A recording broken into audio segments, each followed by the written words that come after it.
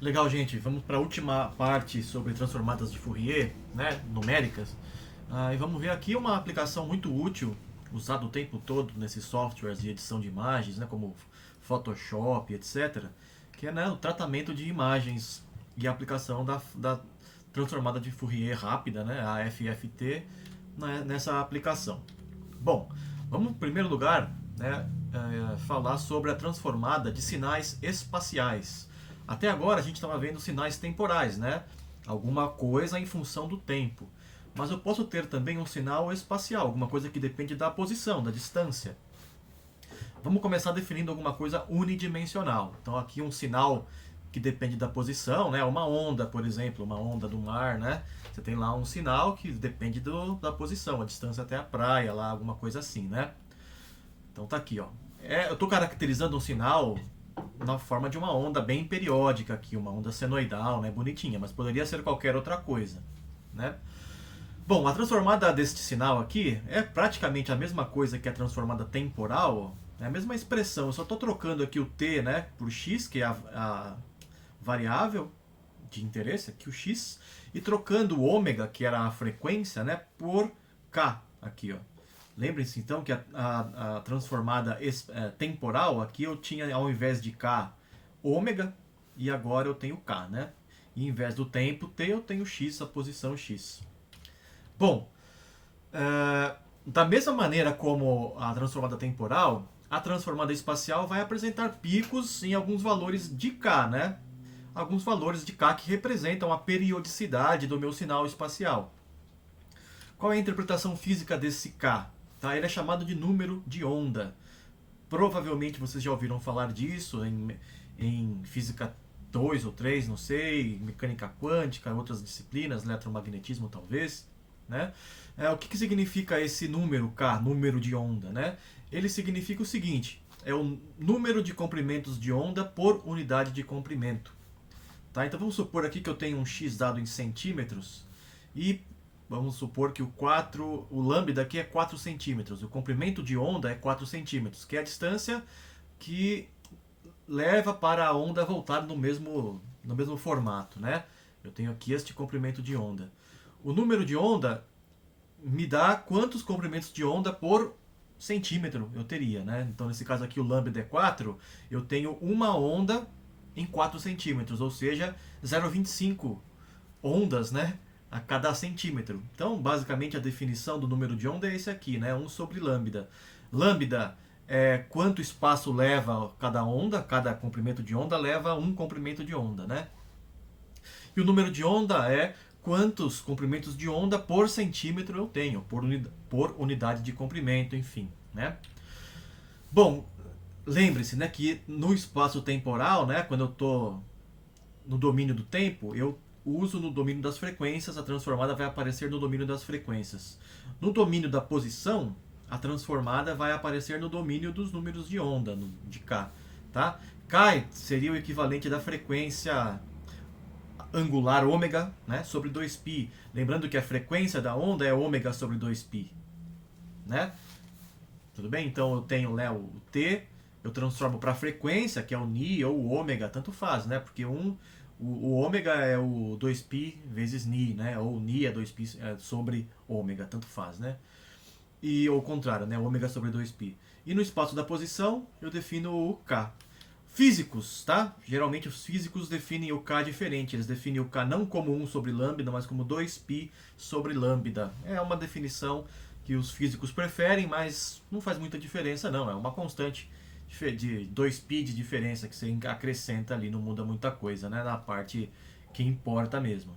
Mas obviamente tem que ficar esperto, né? Para não, se você quiser saber o valor exato de K, você tem que saber se você está falando o K dos físicos ou o K do pessoal do tratamento de imagens ou de tratamento de sinais. Bom, definido isso então, né, o importante é essa fórmula aqui, que é a mesma, basicamente, do que a gente já conhecia antes para a transformada de Fourier. Só que agora eu tenho um sinal espacial, né, que depende da posição. O K, esse número de onda, continua medindo a periodicidade. Ele é o equivalente da frequência. Tá? Basicamente é isso, não muda muita coisa. Então você vai transformar para saber o valor de K. Com o valor de K você sabe o comprimento de onda, tá? Sabe tudo que você precisa sobre o seu sinal espacial, né? Bom, em uma dimensão, a transformada de sinais espaciais não tem muita importância, assim, porque existem poucos sinais unidimensionais espaciais, né? O que importa realmente é em mais dimensões, e principalmente duas dimensões, tá? E a maior a aplicação disso é o tratamento de imagens, né? Imagens, você tem lá um sinal, você pode considerar que uma imagem é um sinal bidimensional espacial, né? Que te dá lá várias cores ou intensidades, né, em função da posição de uma imagem, né, de uma imagem bidimensional. Então, eu tenho um sinal bidimensional, que é uma função de duas variáveis, né, o x e o y, altura e largura, né, altura e largura da sua imagem, a posição ao longo da altura e da largura da sua imagem, x e y. Daí você vai transformar esta função, né? Isso aqui é a sua imagem, essa fzinho aqui é a imagem. Você vai obter uma transformada de Fourier, fazendo a transformada, digamos, numérica aqui, ó, FFT. Você vai obter uma transformada em termos de dois outros números, né? U e V. Lembre-se que lá em unidimensional eu tinha o x, né? Transformava para K. Aqui eu tenho x e y, estou transformando e chamando as variáveis aqui de U e de V. Né? Assim, tem o mesmo significado que é o K, que é o número de onda, né? Só que eu estou chamando de U e V aqui. A definição da transformada bidimensional, gente, é esta, ó. Tá? É uma integral dupla, tá? Da função, aqui tem que fechar o parênteses, né? Da função f de xy, e a menos i, ux mais vy. A transformada original, unidimensional, é essa aqui, ó, né? E a menos ikx. É o sinal de x e a menos ikx. Aqui eu tenho e a menos i, ux mais vy, tá? E a integral em x e em y de menos infinito até mais infinito nos dois casos. A transformada discreta é muito parecida com a transformada discreta unidimensional, que a gente viu lá nas últimas aulas, e tem esta definição aqui. Você vai ter que discretizar tanto x quanto y em n pontos, n, sei lá, m aqui, né? M em x, n em y, e aí calcular a transformada de Fourier em n valores na horizontal, n valores na vertical. Então você vai obter uma nova imagem, basicamente é isso, né? Você tem uma imagem fzinho aqui no espaço real, né? No espaço bidimensional real, de dimensão espacial, né? Ou seja, centímetros, metros, etc. Você vai transformar para o espaço dos números de onda, as frequências, né? Forçando a linguagem. Tudo bem? Mas a discretização vai ter n por m valores, né, em cada caso. No caso do espaço real, quanto no caso do espaço das frequências ou dos números de onda.